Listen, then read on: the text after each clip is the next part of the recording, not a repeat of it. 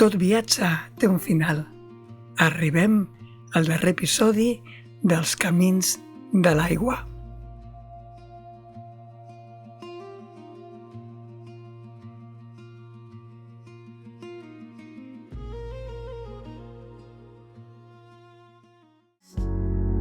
Dream to travel, dreaming again. Maybe this will never end. Grab it all and don't look back. Take a risk and follow your path. Som en Xavier i la Mercè i et convidem a acompanyar-nos en les nostres rutes amb la pelotilla.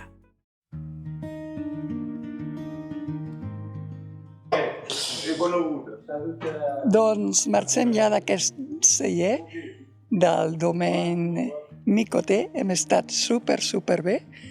Tant l'Estefanie com el Jean-Marc us atendran perfectament. I ara deixem l'Ego d'interior. Hem estat a les Gorges, no hem visitat tot el que voldríem perquè, per exemple, al Circ de Navacels només podíem accedir en cap de setmana i quan estàvem més a prop era un dimecres i no volíem estar tant de temps per allà. I bé, ara ens anem a la costa a veure què tal. Ja sabeu que quan la costa és bastant prohibitiu per a autocaravanes. De fet, tot el que hem trobat són càmpings i àrees privades. Però bé, farem el que podrem i d'aquí 3 dies o així ja tornarem cap al país, cap a Catalunya. Vinga, us ho ensenyem. Aquest càmping té una zona per a autocaravanes, però la veritat, per només 2 euros de diferència, estem molt més amples i plans a la parcel·la. Avui fem càmping. 17 euros la nit, amb electricitat. Molt senzill, però ja ens serveix. A la sortida tenim un carril bici que recorre tot el riu fins a la Gola, o desembocadura, quan es troba amb el Mediterrani.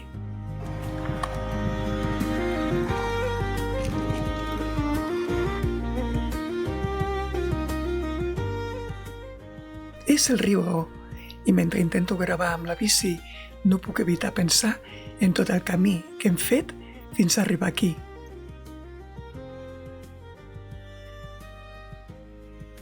Vam començar al canal du Midi. Hem passat per les gorges del riu Ego. Després, el llac du Salagú. Hem tornat al canal i ara, de nou aquí. Com si tot anés seguint el mateix fil. L'aigua, al final, sempre acaba connectant-ho tot.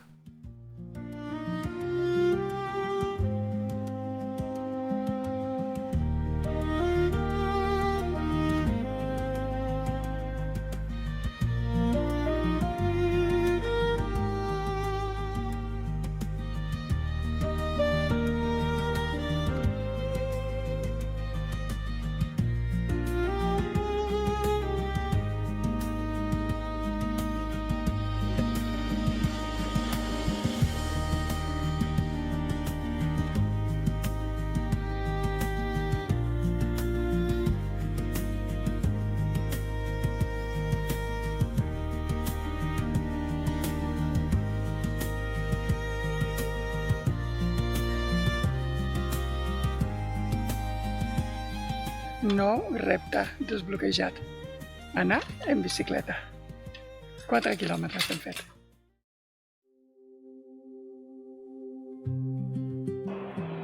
Al costat del canal du Midi trobem la catedral de Saint-Étienne, Sant Esteve, del segle XII.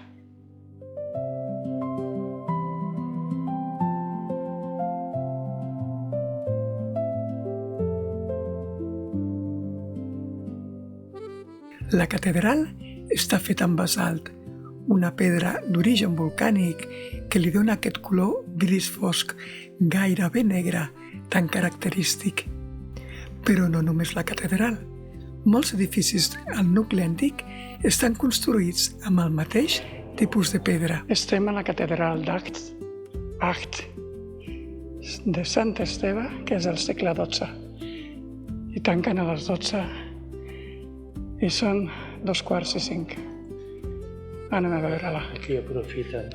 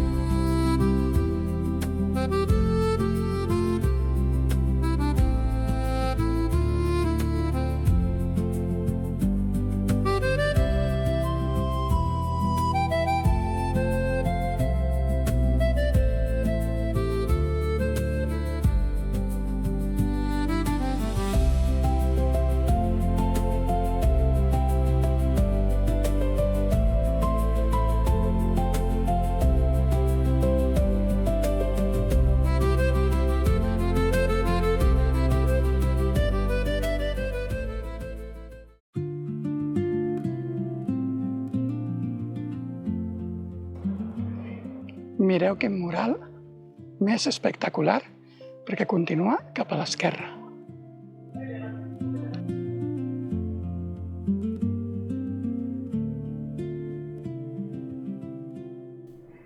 Ens agrada passejar pel nucli antic sense pressa, descobrir carrerons estrets, places petites i alguns edificis històrics que encara conserven el caràcter d'altres temps.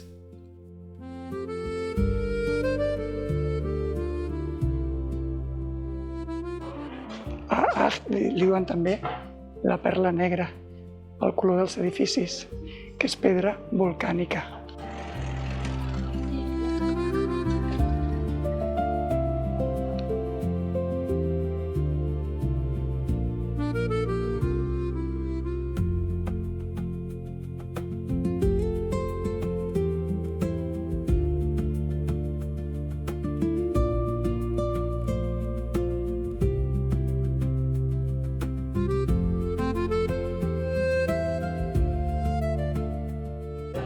Estem passejant al carrer de l'Amor, Rue de l'Amour.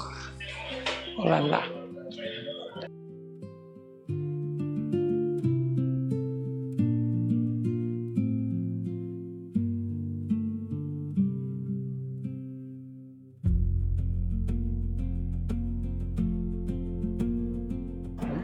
Que li han amputat la trompa al pobre elefant.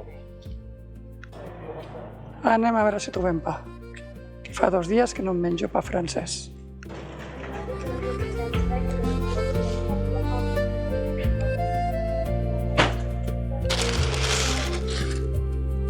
Buah! Jo no sé si arribarà al vespre aquest pa.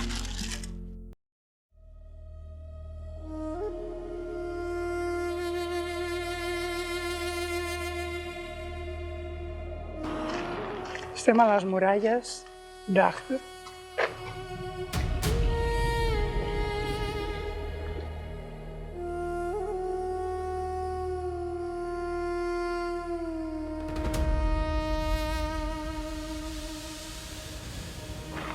Tot i que aquesta muralla és d'origen medieval, originàriament hi havia una muralla grega, perquè Agde té més de 2.000 anys d'història.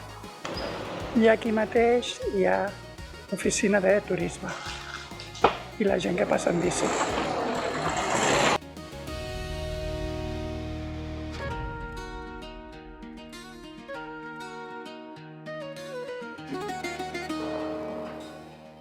Estem a la plaça Molière amb aquesta mega magnòlia, que és una passada de gran. Les carxofes.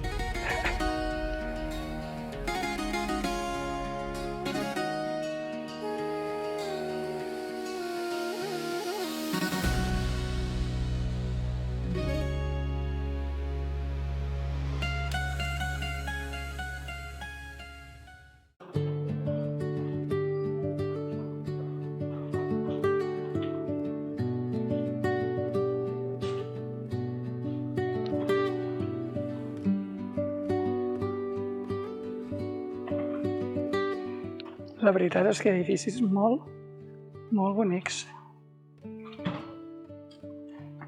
Aquí davant és un altre edifici històric. Ara vaig a veure què és. Mireu la portalada, que sembla romana. Hotel Duguerin, gran portal de finals del segle XVI i principis del XVII.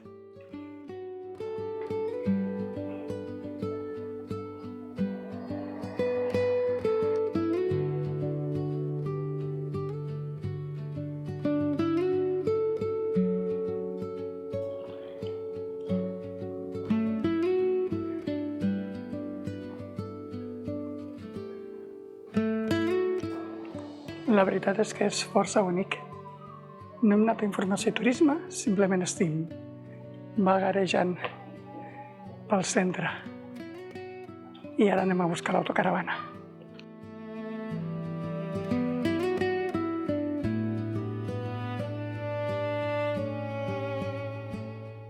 Aquí hi ha un altre monument històric, que és una glacière, que entenc que deu ser com un pou de glaç del segle XVII i que no veurem res perquè s'ha tancat. Efectivament, és una mena de pou de glaç.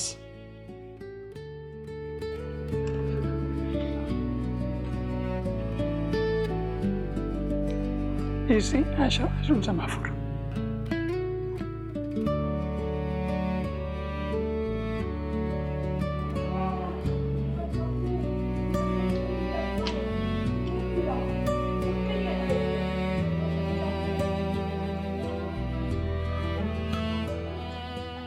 Com veieu, això és pedra volcànica.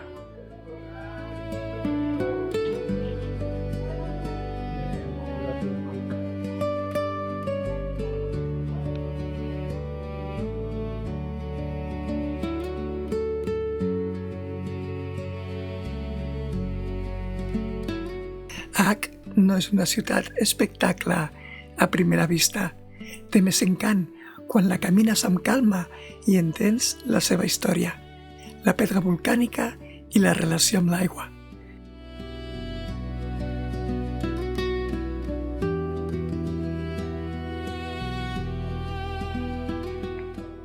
Hi ha racons preciosíssims.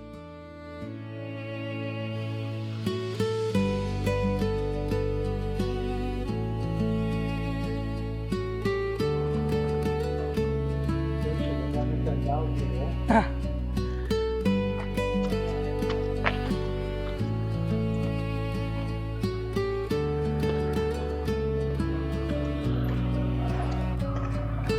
Què? Hem aparcat l'autocaravana en un aparcament municipal que les 4 primeres hores són gratuïtes, però no ho recomano per autocaravanes grans perquè és complicat de maniobrar, les places són estretes.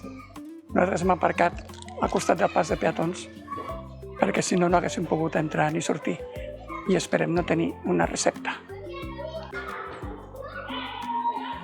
Aquest aparcament surt al Parc Fortnite, però ja avisa que per autocaravanes grans millor que no, perquè els girs són una miqueta complicats i les places són petites, bàsicament.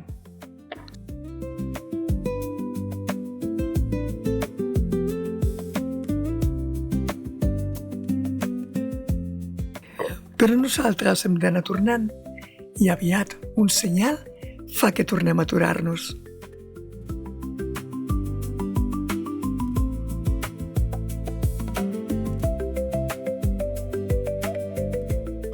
Estem al poble de Vies, Via, ni idea, que no s'enfadi cap francès de la meva pronunciació. I hem passat amb l'autocaravana, que anem sense GPS ni res, i hem vist una entrada a un nucli antic i ara l'anem a veure. Aquest és l'edifici més antic de Vies i és l'antic palau on residien els bisbes d'Agt. Com trobi un kebab obert, us ho juro que dinem aquí. Xavier, no sé si ho té clar, però jo sí. De moment, hem trobat una hamburgueseria.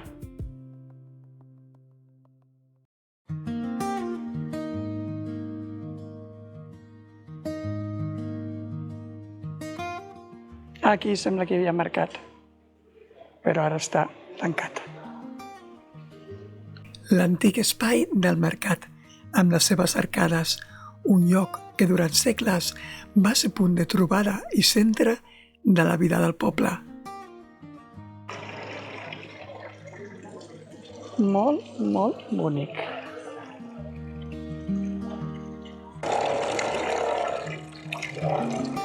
Un bar de tapes amb un anunci d'Estrella Galícia.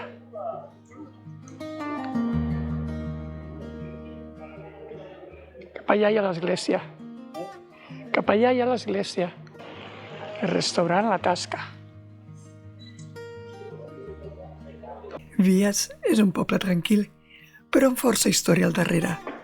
Durant segles va dependre dels bisbes d'Agt i també va créixer gràcies a la vinya, l'agricultura i la proximitat del canal d'Umidí.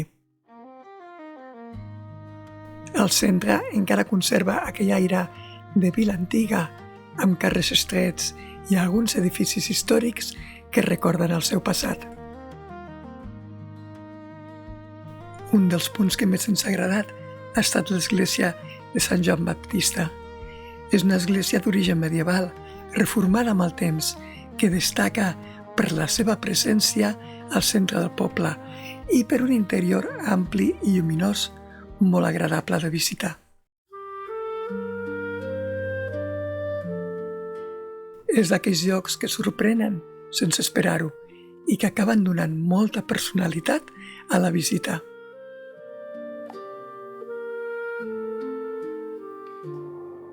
Quan més t'ho esperes, et trobes esglésies maquíssimes, totes obertes. No hem pagat enlloc a cap catedral, a cap església.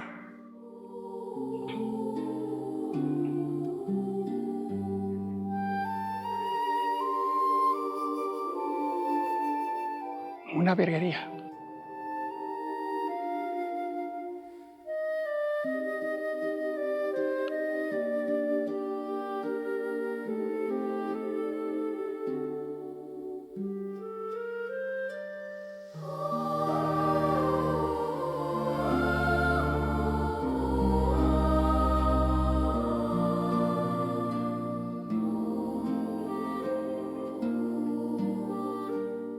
Les columnes estan pintades.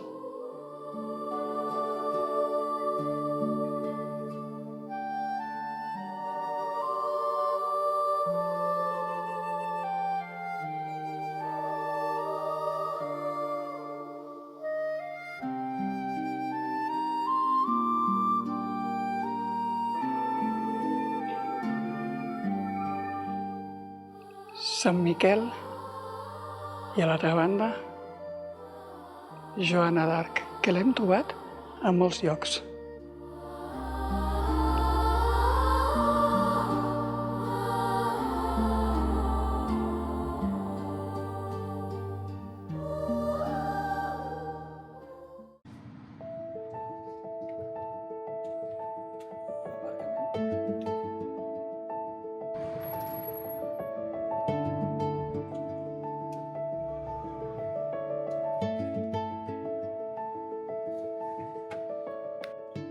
Som-hi, truites.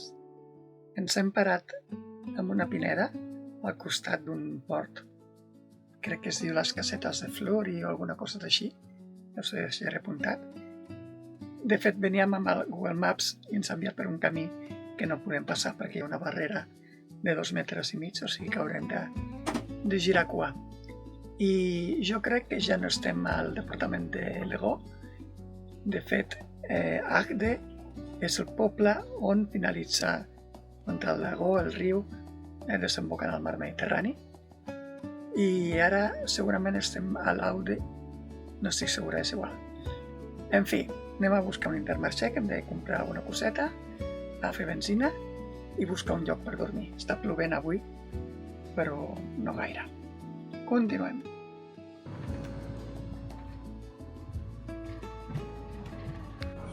Tonyina al natural, tonyina al basilisc, tonyina marinada amb tomàquets secs, tonyina blanca,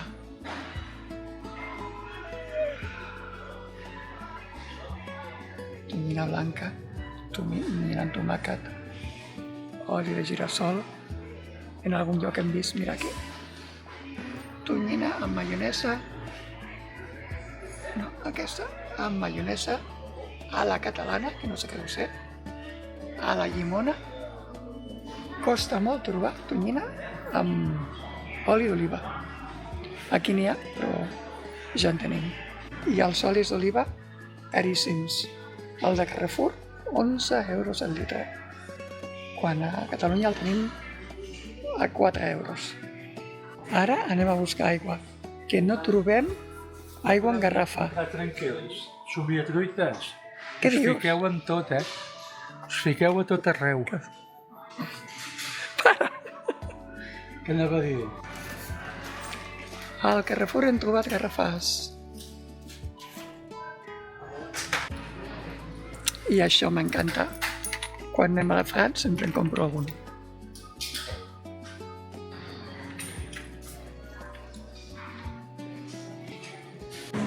una mica de guarrades per esmorzar, que això m'agrada molt. Travessant l'Ot, el paisatge canvia i també deixa veure ferides molt recents. Fa només unes setmanes, aquesta zona va patir un incendi devastador que va arrasar milers d'hectàrees i va transformar completament l'entorn. Des de la carretera encara es poden veure les marques del foc. I comparant les imatges de satèl·lit, l'abans i després, impressionen encara més.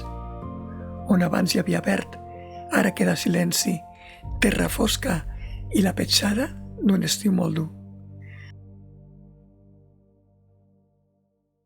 La natura, però, també sap recomençar i amb el temps aquest paisatge tornarà a respirar.